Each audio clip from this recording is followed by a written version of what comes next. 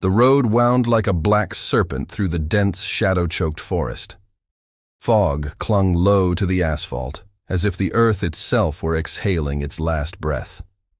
In the middle of this wilderness, a van full of friends bumped over the uneven road, its headlights slicing through the mist. They were young, loud, and invincible. Or at least, they believed they were. Mia sat in the passenger seat, resting her head against the cold glass window, staring at the towering trees that seemed to lean closer the deeper they drove into the unknown. In the back, James, Eric, Lena, and Sophie argued about where they'd taken the wrong turn. The GPS had died hours ago, and there hadn't been a single sign of life. No gas stations, no houses, not even a passing car. Just endless woods. When the van's front tire suddenly burst with a violent pop, the vehicle swerved off the road and screeched to a stop against a tree trunk. Everyone lurched forward with a sharp jolt, the sound of their screaming brakes echoing through the night. Eric cursed under his breath and stepped out, pulling his hoodie tighter as the cold crept in. "What the hell caused that?" he muttered, crouching down. A jagged strip of metal spikes lay hidden in the leaves, a trap deliberately set. James joined him, and their eyes met in silent dread. It wasn't an accident. Someone, or something, wanted them to stop. The others climbed out into the night, their laughter replaced by unease. Sophie clutched her jacket tighter, glancing into the black void between the trees. The forest made no sound, not even crickets, not even wind, just a silence so thick it pressed against their ears. Lena nervously suggested they wait in the van until morning, but Mia shook her head. "We don't even have signal. We can't just sit here," she whispered.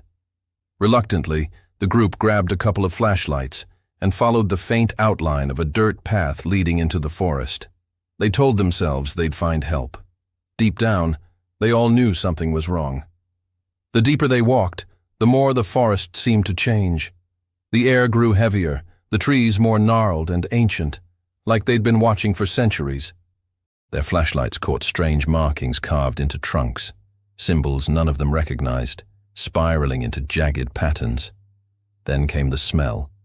Rotting meat, thick, sour, and unmistakably human. Lena gagged. "Let's turn back," she whispered, but James insisted on pushing forward. "There has to be a house out here somewhere." They found it.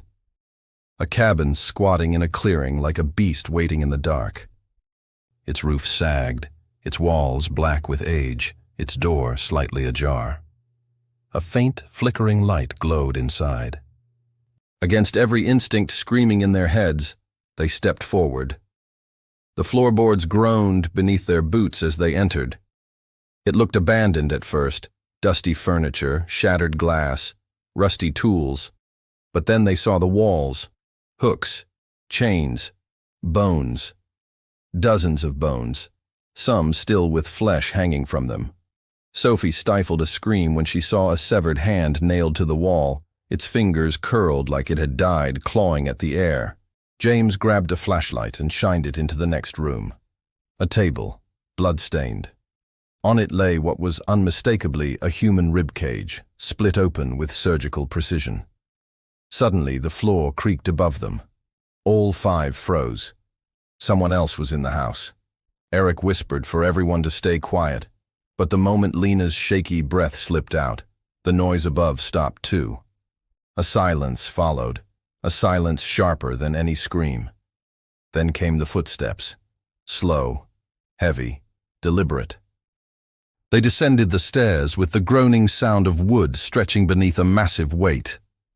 The figure that emerged from the shadows was not fully human. His face was twisted, bones jutting at odd angles as if someone had tried to sculpt a man and failed. His mouth gaped in a grotesque grin, teeth yellow and uneven.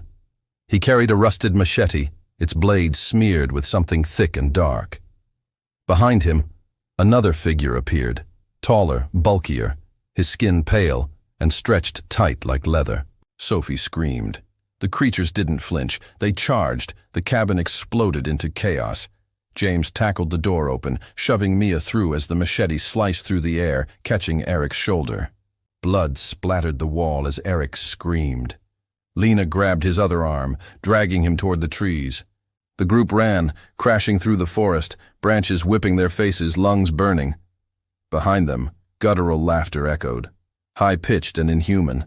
They weren't just being chased, they were being hunted. Eric stumbled, blood soaking through his hoodie.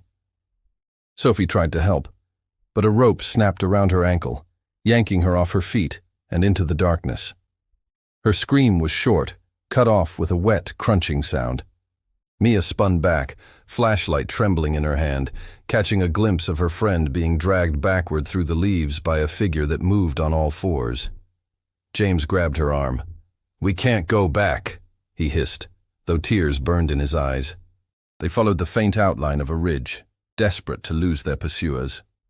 But the forest was a maze, looping endlessly. The trees looked the same in every direction, their markings mocking them. Eric collapsed near an old fire pit, pale and gasping. Lena knelt beside him, pressing her hand over the wound. But they were already too late. A shadow dropped from the branches above, and a hatchet buried itself in Eric's skull with a wet, hollow sound. Lena's scream shattered the night. The creature yanked the weapon free with a sickening crunch and vanished back into the trees. James and Mia dragged Lena away, though she was half delirious with grief. The forest seemed to swallow them whole until they stumbled onto an old truck rusting in a clearing. Its door hung open. Keys dangled from the ignition. They didn't question why. They climbed in, slamming the doors shut as Mia twisted the key. The engine sputtered, then roared to life. Relief flooded them like a tidal wave. They drove through the dirt path, tires tearing up mud, headlights flashing through the trees. For a moment they believed they might survive. But wrong turns have consequences. A figure stood in the middle of the road, not human, twisted, grinning. Mia swerved, but it was too late. The truck flipped, metal screeching as it rolled into a ditch. The world blurred into black. When Mia came to, her ears rang and her body ached. Lena hung upside down in the seat beside her, blood pooling from her forehead. James was gone. Outside, footsteps crunched on gravel. She held her breath. A distorted face appeared upside down in the shattered window, eyes wide, smile stretching impossibly wide. They dragged her through the dirt, kicking and screaming toward the heart of their territory, a clearing filled with bones and cages, where a bonfire roared high and figures moved like shadows. She saw James tied to a post, his face bruised, a bloodied gag between his teeth. One of the creatures held a blade over a roaring flame. They weren't just killers. They were butchers, hunters, predators who had turned this stretch of wilderness into their playground for decades. The night erupted with screams, hers, James's, the laughter of the mutants, as blood stained the earth beneath the black canopy of trees. And long after the screaming stopped, the forest returned to its unnatural silence. The van on the roadside was found weeks later, rusted and empty, its tires still punctured by the trap that had led them there. Locals whispered of cursed woods and things that watched from the shadows, waiting for the next wrong turn. And if you drive too far down those roads, you might not ever drive back.